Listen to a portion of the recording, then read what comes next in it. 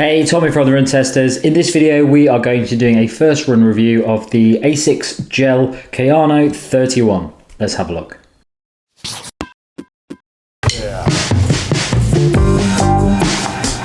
The Asics Gel-Kayano 31 costs £180 or $165. It weighs 306 grams or 10.8 ounces for men in a size 8, and the drop is 10mm.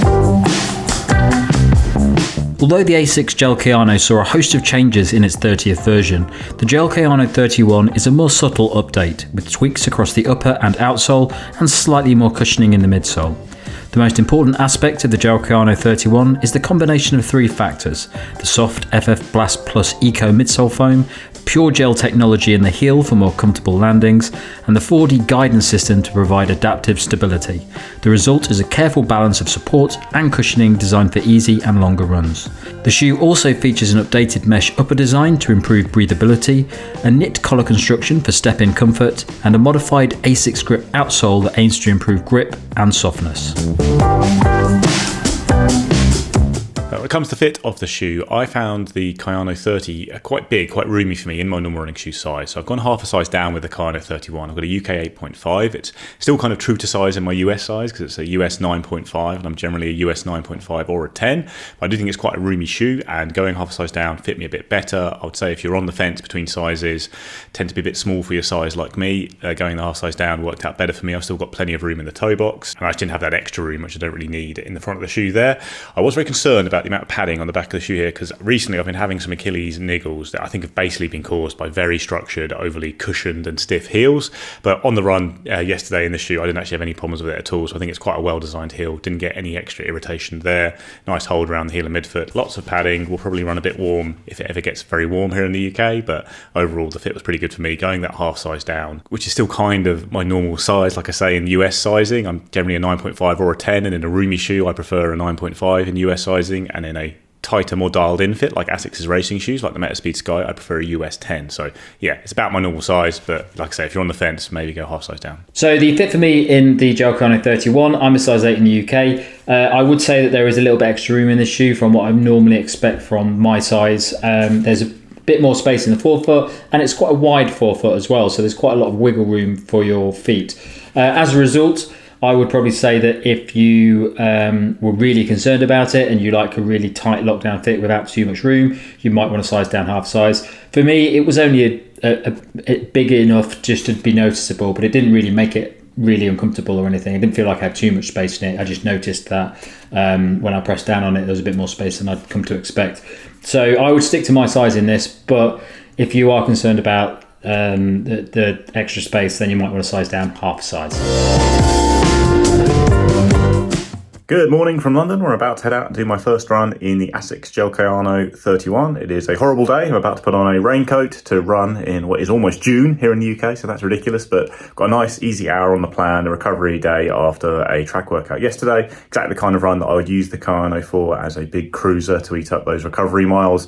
Don't think there's going to be a big difference here to the previous model of the shoe. Would just be interesting to see if I get that kind of slappy feeling which I had with the Asics Gel Nimbus 26 compared to the Gel Nimbus 25, which also was a fairly minimal update otherwise. But yeah, it should be a nice supportive shoe for an easy run like this, and we'll see how it goes.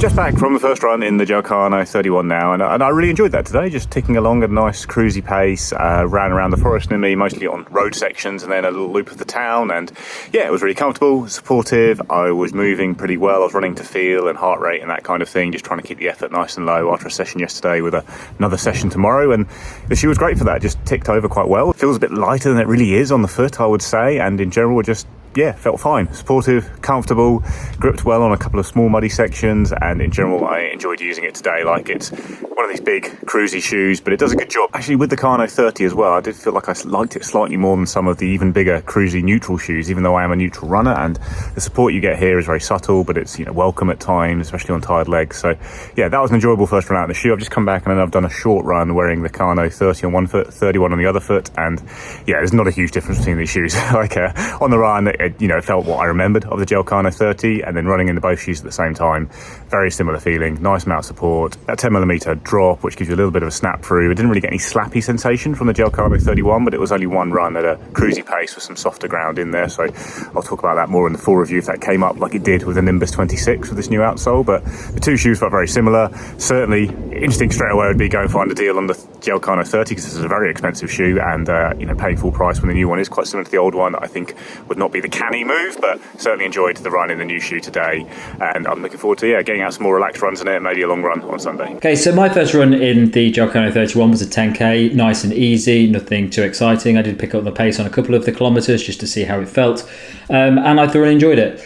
I have said many times on videos that the Gel-Kayano 30 I was really impressed with. I've never been a big fan of the earlier Gel-Kayano shoes, mainly because I don't need a lot of stability. I am told by some shoe specialists that I go and get fitted by that I probably do need some level of stability, but the original Gel-Kayanos were just too much stability. I just didn't need that much, and they just felt like they were making me run in a way that I didn't need to. I think the thing about the Gel-Kayano 31 is that it's essentially, whereas the older versions were stability shoes through and through, the Gel-Kayano 31 is really a max cushioned, comfortable shoe that has stability elements in it. You don't really notice those stability elements unless you try to, or if you noticeably pronate. But if you, when I was running on that run, I did try to move my foot a bit just to see how it felt if I was going over and pronating a bit. And when you do that, you can feel the stability elements in it helping you sort of get in the right position. It's a very sturdy shoe, and you can feel that out on the run. But if you're not looking for it, or if you're not pronating too much, it's not even noticeable. It's a very subtle level of stability in there, which I really, really like now. It's definitely become a shoe that anybody can use, and it's very comfortable at doing that. As if you're a fan of the channel, you know that I'm obsessed with max cushioned, comfortable shoes. The Gel-Kayano 30 now fits into that world for me, and I do find it to be a very comfortable, solid shoe that I can go and do a nice, easy run in, do a longer run in, and really enjoy it. And I never said that about the earlier Gel-Kayanos. Other than that, it's pretty much what I've come to expect from the previous version. So there's not many changes to this shoe. There's a bit of an outsole change. Didn't really notice anything on that. It's a really good outsole. It wasn't very wet today, so I didn't really need to worry about grip. But it feels very solid on the ground. And the Gel-Kayano 30 had a really good outsole as well. So no issues there. I think there's a little bit more midsole foam in there. I did notice that. Definitely felt the same to me, and the upper feels very comfortable, quite a lot of padding around it. I really like the 10mm drop in the Gel-Kayano 31. It does help you feel like you can roll forward, and once you've got a nice pace going, it just cruises you along nicely, and it just delivers just a fantastic solid ride. So yeah, all in all, very good first run. Looking forward to testing out a bit more.